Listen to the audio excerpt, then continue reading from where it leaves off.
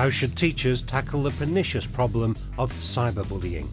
In this programme, we'll be providing you with ideas to raise awareness of the issues and dangers in both primary and secondary school, including examples of how you can use the curriculum to confront the threats posed by cyberbullying.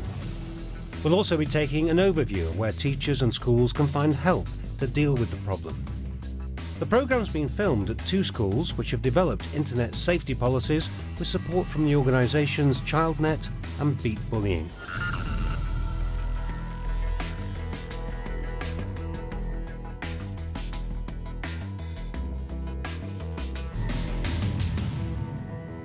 A courtroom drama is about to unfold in this PSHE lesson.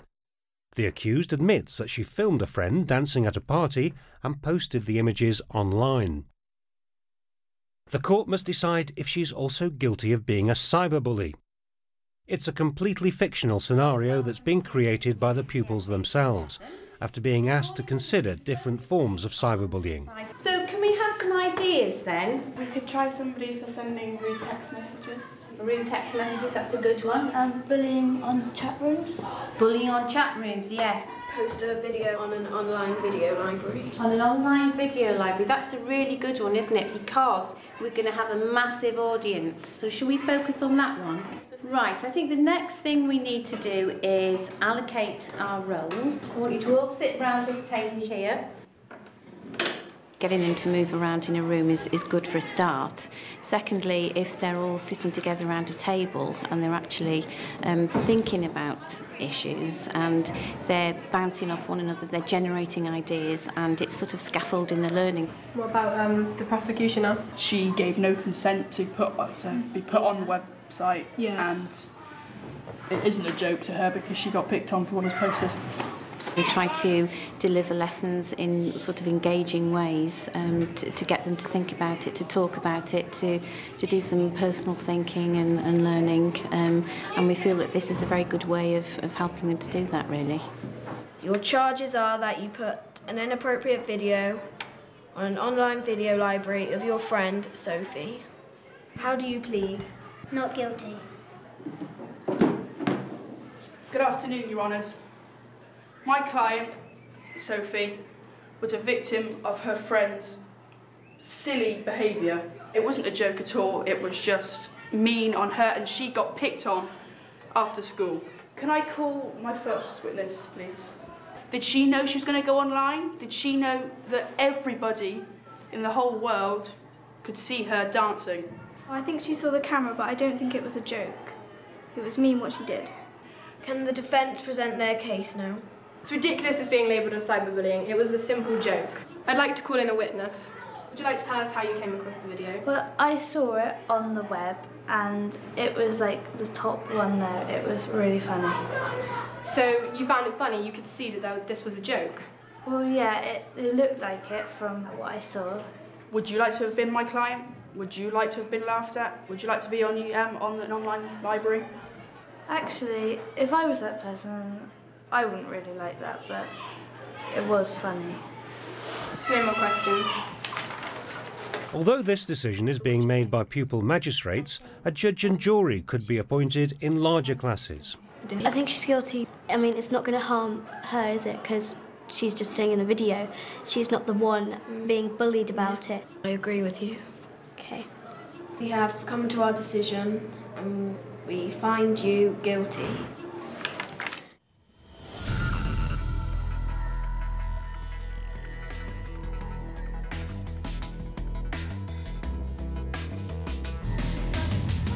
Schools are being encouraged to highlight issues surrounding cyberbullying in subjects across the curriculum, rather than relying only on opportunities presented by PSHE or citizenship. In this ICT lesson, pupils are being taught how to create storyboards using stories about cyberbullying. The IT they're using is to create a storyboard using a Word document, creating text boxes to combine pictures and text about the story they're telling. IT is a very good way of getting cyberbullying message across because they can actually show visually how cyberbullying happens, and they can talk about and explore ways it can be resolved. Tell us your story. A little boy from secondary school has answered lots of questions in his class, and he's got getting bullied on MSN and text messages. So, you know we're doing cyberbullying. You know we're using drama as a means. So, we're going to create these improvisations.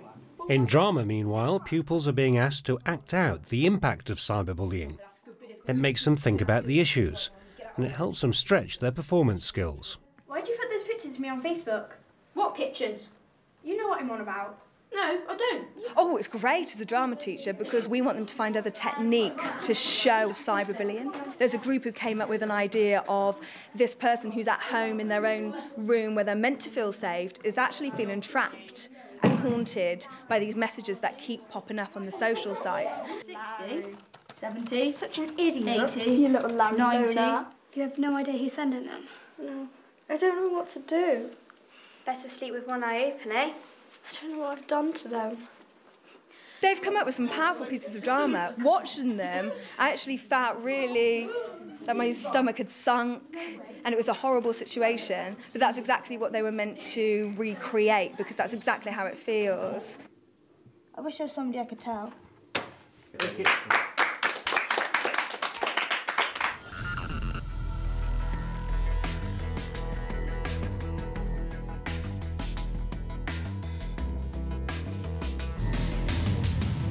This primary class is focusing on the different forms and effects of cyberbullying using role play.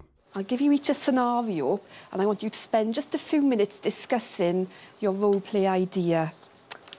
Here the teacher guides pupils to particular areas of concern, but then leaves them to think for themselves. And we could put up mean and nasty pictures of her, maybe edited ones to make her look even worse. If someone walks home and then they keep getting prank calls and the first time someone's giggling and then the next time it could be silence. Yeah. So we'll start off laughing at the phone because it's the picture.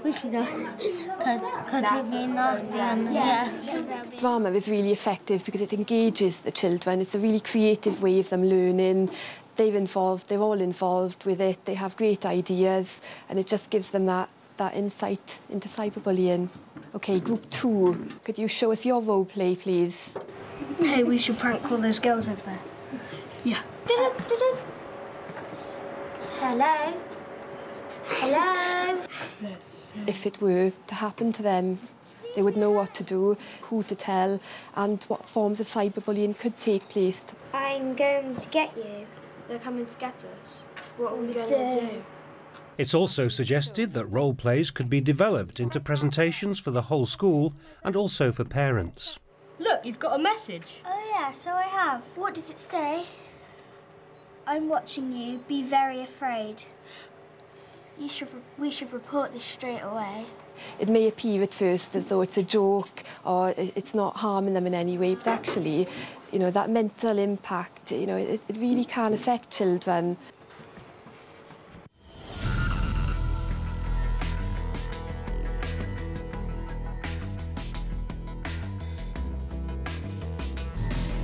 Cyber charters are a way of encouraging pupils of any age to think through how they use online and text communication. It's an approach that's especially useful for highlighting the importance of privacy and the dangers of inadvertent cyberbullying.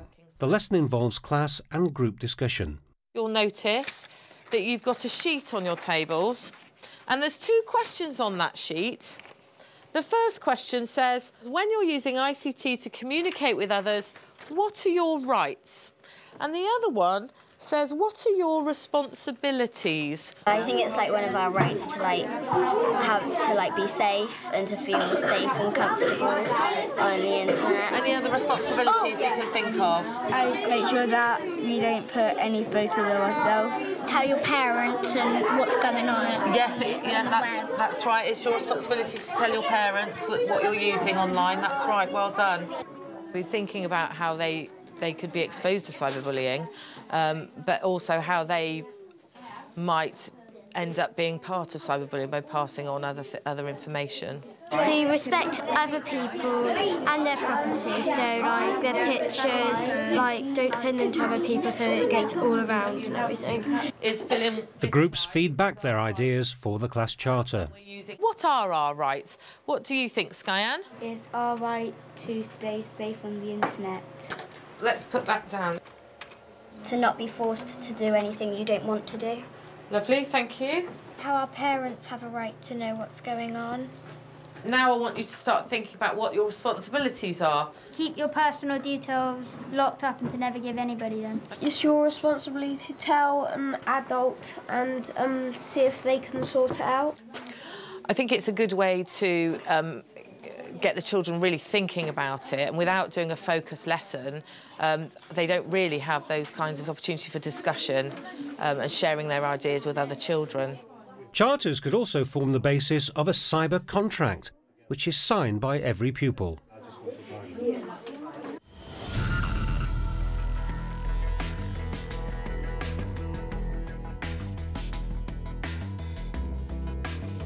Support for schools and teachers is readily available from groups such as Beat Bullying and ChildNet. We asked ChildNet's education manager to highlight some of the action that can be taken to protect children from cyberbullying. In terms of resources that teachers can use, there is Safe to Learn that goes into cyberbullying in great detail, what schools can do to prevent cyberbullying, the law that relates to it, and how they can prevent cyberbullying as well. I highly recommend encouraging your pupils to become a little bit more technical, explore the safety features that are available on their favourite services.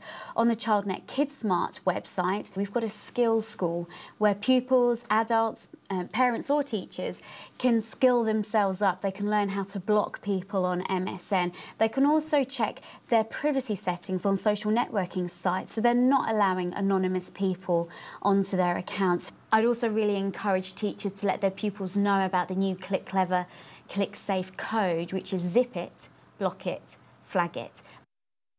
The first thing that a teacher needs to do if a child's reported bullying via a mobile phone is to tell them that they've done the right thing in reporting to them in the first instance. Secondly, teachers need to be aware of any policies in place within school if they need to, for example, contact the Child Protection Officer. But what we need to make sure that children do if they're being bullied via a mobile phone is to keep hold of the evidence, you know, so that they've got a record of what's been happening so that they're able to show somebody exactly what's gone on. And of course, you know, perhaps a teacher might recommend that a child reports through to their network provider.